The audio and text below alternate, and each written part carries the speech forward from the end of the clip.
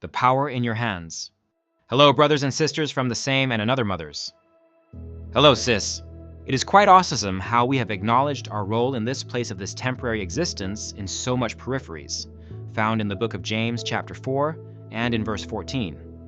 Oh, Eve, please hang me not for these lamentable testimonies, because I, Adam, also failed my duties. Now we call you sis, not really because nature gave us the same intertwining blood flows, but because in the sight of reconning, we bear no records of this canal or biological syndrome's chains of family, tribe, religion, race, mythological cultures, and not even gender. You are the divinely orchestrated custodians and harnessing mechanism of the existence of seeds that emanates this circle called life, which is the power to bring forth life. What is this broken society in our hands? From the best of our knowledge, broken, just resounding from the negative plod, is not functioning according to the prescribed pattern. Eve, history of the manual of life, has it that the serpent took advantage of your light perception of dominance delegated to you from God through Adam. Still not reasonable enough for Adam to fall along. What a man can do, a woman can do even better. We bought that. But there is never words more truthful. The part of leadership of an Eve in the positive realms is and has always been the accomplishment of the paramount goals. You were given just seed and you brought forth life. How magical! So much sign of strength it is to be assigned a part of subjection under the opposite gender whom the symbol of authority is placed on, despite his inferiority in the comparable lasting strength of absolving adversity. Ascribed as the dominant gender, yet very active. But how has this misrepresented dominant gender now leads advocation for the gangs of thievery and robbers? Switch of gender, ritualism, sorcerers name it on the list of negativity. Remember, the nature of feminism is to replenish in abundance and beautify in whatever state, nature of things she is found. May the salt not lose its taste, lest it lose the chance of proper use. How do we handle the replenishment of abundant negative omen befallen our global village? If only she understands who she really is, what she is capable of, and her place in the society. Then she will know where she should be found and where not. Permit a little diversion in this write-up. In Africa, for those we were opportune to be at the remote locations, the experience of yam farming is well known from the first day of tillage of ground or cultivation till the day of harvest. A constant visit and works are done to take care of the crops, leaves, paths until harvest. In the Western world and in Africa too, at some point in the life of a juvenile, livestock pets are given as gifts from family or friends to make the call for the emotional side of that young fellow and also teach them to learn to take care. In a nutshell, from the day of birth till maturity, you train up or guide the child in the way of godly discipline so that at maturity they would not depart from that path peradventure they find themselves in the mixture of the opposite characters. Self-knowledge of strong will still holds them apart. Never has there been comparison of illuminist between the light and the darkness, except if the light is not light enough. Bear in mind that when you decided to conceive fertility to bring forth a human life, it is your plot to make a deposit of life in the generation next while you are gone. The destiny of those lives are at some point hands by divine and natural orchestration.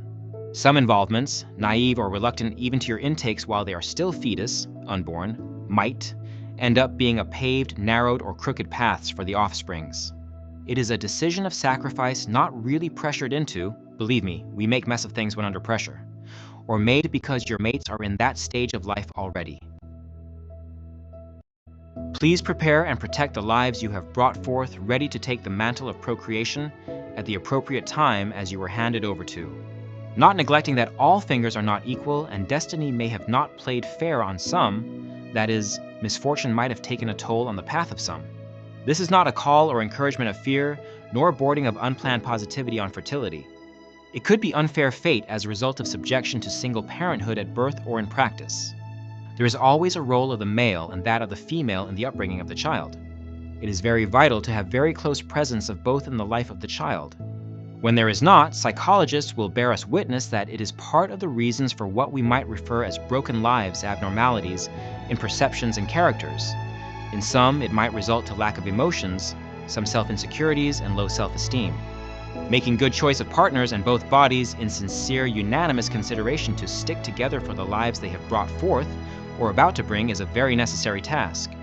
But hey, believe me, it is never too late nor an easy a decision to make. But as long as spirituality still remains in control of the physical world, impossibility is nothing. you can still make the switch and make it a remarkable one by the divine empowerment made available to you. Make the decision today, be bold and strong in it. Remember that you are blessed amongst your species, and also blessed is the fruit of your womb. Please listen to this video clip to help narrow down this message. Disregard the country name mentioned, it is a global issue already. Thank you.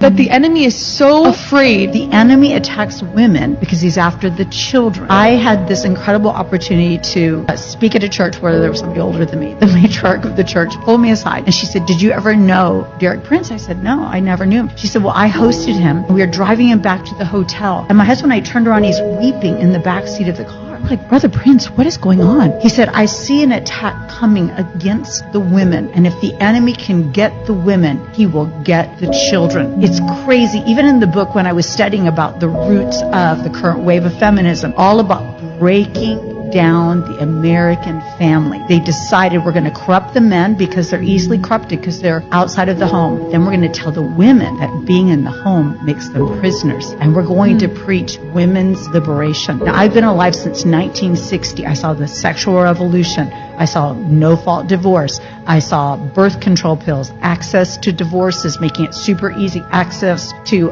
everything that would undermine commitment. And this has not led us into a good space.